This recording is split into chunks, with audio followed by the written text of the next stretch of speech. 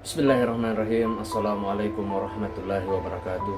Kembali lagi di channel Mukhtar Aditya Pratama Official. Puji dan syukur kita panjatkan kepada Allah Subhanahu wa Ta'ala yang telah memberikan beribu-ribu nikmat kepada kita semua. Tak lupa salawat dan salam tercurahkan kepada Nabi Muhammad SAW, kepada keluarganya beserta sahabat-sahabatnya. Semoga kita semua mendapatkan syafaat dan mendapatkan petunjuk di hari kiamat nanti. Amin ya rabbal alamin. Baik, di kesempatan yang mulia ini saya akan menceritakan sebuah kisah di mana yang berjudul Kisah wafatnya Nabi Yahya alaihi salam yang dibunuh saat ibadah. Sahabat yang beriman dimanapun berada, di kesempatan kali ini saya akan menceritakan sebuah kisah singkat tentang kisah wafatnya Nabi Yahya alaihi salam yang dibunuh saat melakukan ibadah. Nabi Yahya alaihi salam termasuk 25 nabi dan rasul yang wajib diimani umat Islam. Beberapa kisahnya semasa hidup turut diceritakan dalam Al-Quran dan buku-buku kisah nabi. Salah satunya kisah wafatnya Nabi Yahya alaihi salam. Sahabat yang beriman dimanapun berada, semoga kita selalu dalam lindungan Allah Subhanahu wa Ta'ala. Nabi Yahya alaihissalam adalah putra satu-satunya Nabi Zakaria alaihissalam dan merupakan mukjizat yang diberikan Allah Subhanahu wa Ta'ala kepadanya. Bagaimana tidak, Nabi Zakaria alaihissalam memiliki anak ketika usianya sangat lanjut atau berusia sudah sangat tua, dan bahkan istrinya adalah seorang wanita mandul. Hal ini dijelaskan dalam buku riwayat 25 nabi dan rasul oleh saudara kita Gamal Komandoko. Sahabat yang beriman dimanapun berada, semoga kita selalu dalam lindungan Allah Subhanahu wa Ta'ala dan dijauhkan dari segala mara bahaya. Amin ya rabbal alamin. Diceritakan dalam buku tersebut, ketika Nabi Yahya alaihissalam dilahirkan, keadaan Bani Israel sedang berada di bawah penjajahan bangsa Romawi. Saat itu Raja Herodes menjabat sebagai wakil kekaisaran Romawi yang berkedudukan di Palestina.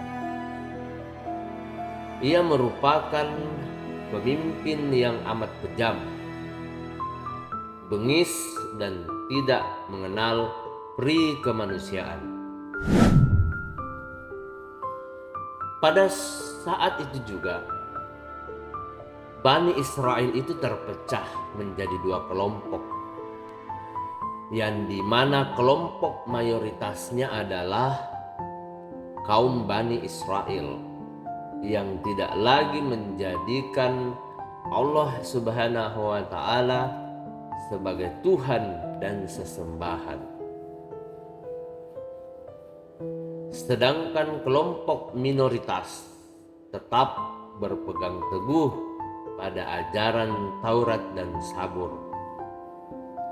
Sahabat yang beriman dimanapun berada, Nabi Yahya alaihissalam dikenal sebagai pemuda yang soleh.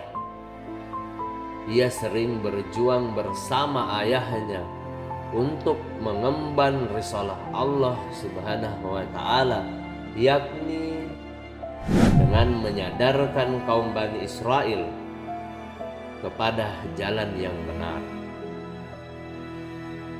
Nabi Yahya alaihissalam mudah benar-benar bisa merasakan permusuhan dan pertentangan yang dilakukan kaumnya kepadanya dan ayahnya. Terlebih lagi ketika tokoh-tokoh Bani Israel bersekutu dengan Raja Herodes untuk menentang dakwah mereka. Sahabat yang beriman dimanapun berada, semoga kita selalu dalam lindungan Allah Subhanahu wa Ta'ala. Allah Subhanahu wa Ta'ala lalu mengangkat Yahya alaihissalam menjadi seorang nabi yang mengajarkan ajaran kitab Taurat kepada kaumnya. Beberapa dari kaum tersebut tersadar atas perbuatan dosa mereka, sehingga Nabi Yahya alaihissalam melakukan pertobatan atas mereka. Nabi Yahya alaihissalam memercikkan air dari sungai Yordan di atas kepala orang yang hendak bertaubat. Kegiatan yang disebut dengan pembaptisan ini memiliki maksud sebagai tanda pertobatan dan bukan pencucian dosa. Oleh karena itu, Nabi Yahya alaihissalam dikenal sebagai Yahya Sang Pembaptis. Sahabat yang beriman dimanapun berada, pembahasan selanjutnya mengenai kisah wafatnya Nabi Yahya alaihissalam. Sahabat yang beriman dimanapun berada, kisah wafatnya Nabi Yahya alaihissalam berawal dari berita yang menggemparkan dari Raja Herodes yang hendak menikah anak tirinya sendiri yang bernama Herodika. Pernikahan antara Raja Herodes dan putrinya Herodia sudah mendapatkan persetujuan dari istri Herodes yang juga merupakan ibu Herodia. Oleh sebab itu, tidak ada lagi orang yang berani untuk mengungkapkan ketidaksetujuannya. Sahabat yang beriman dimanapun berada, semoga kita selalu dalam lindungan Allah Subhanahu wa Ta'ala.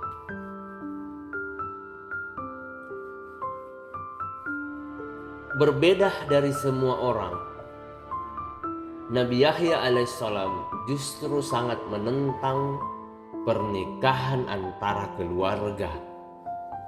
Pernikahan ini merupakan perbuatan yang terlarang dalam kitab Taurat, dan tentu saja Nabi Yahya alaihissalam harus meluruskannya.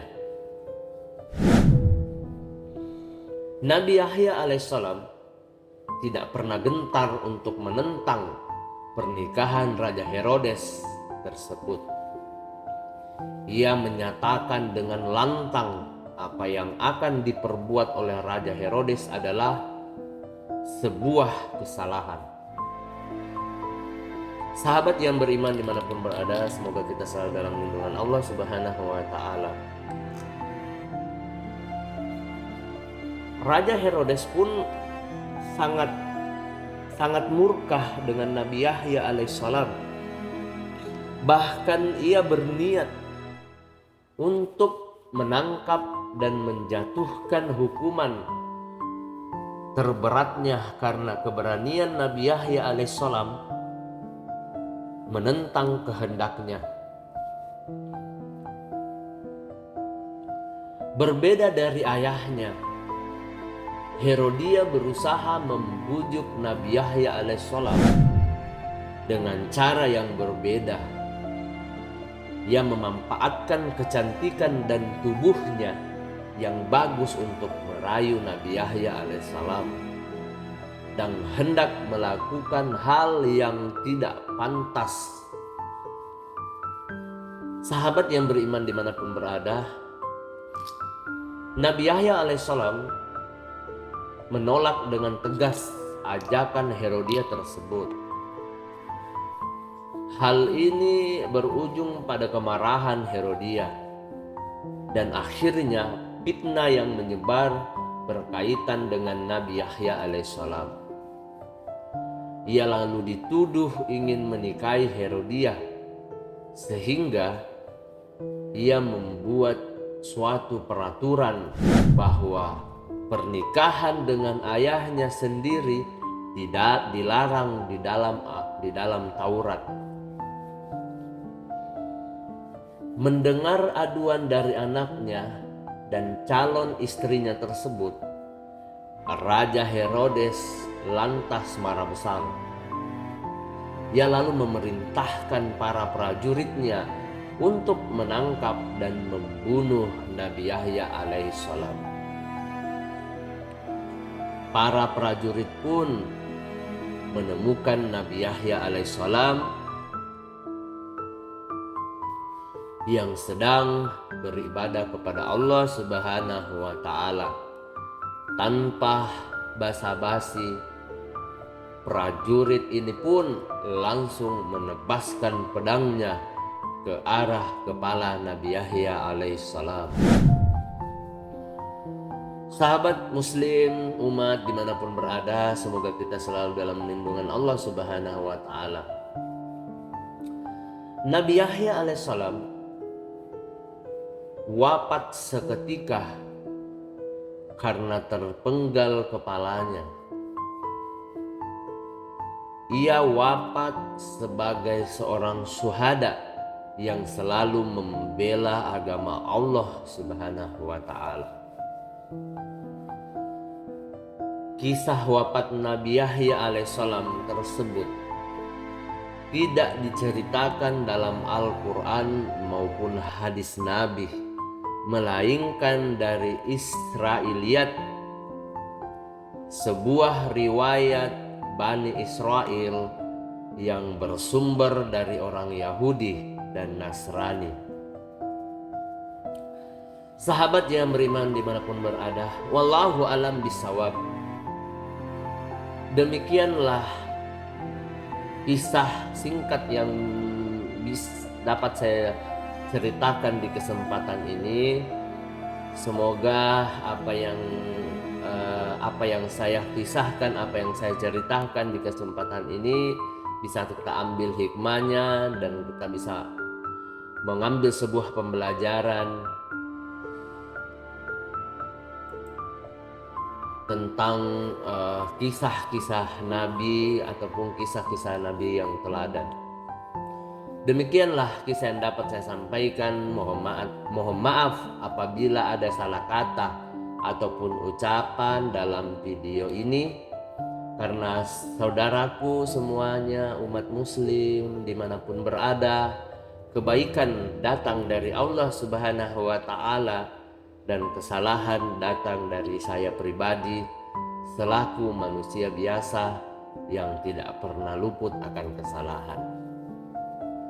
Akhir kata, sebelum saya menutup video ini, jangan lupa untuk membunyikan lonceng notifikasi, share video ini, dan subscribe serta like agar mendapatkan notifikasi atau update-update tentang sejarah Islam dan kisah-kisah kenabian next update berikutnya.